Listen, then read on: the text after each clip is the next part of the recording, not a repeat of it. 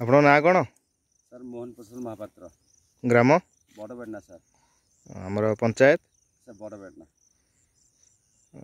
ये जो सूर्यमुखी चाष कर बिहन क्यों आनी सर ब्लॉक सर आनी सर केते एरिया रे चाष कर प्राय सर 1 एकर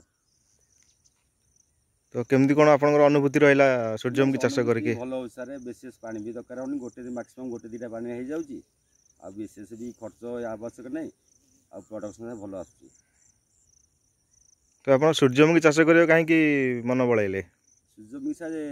अन्य फसल अपेक्षा यार बेसी नष्ट नाई एवं तेल अंशटा भल पाइबा एवं विशेष कर आजिकल प्रति घरे घरे सनफ्लावर माने सूर्यमुखी फूल भी व्यवहार कर औषध डायबिटीज रोग पाई तेणु यार बहुल व्यवहार सबुआड़े है जदि मो द्वारा हो पार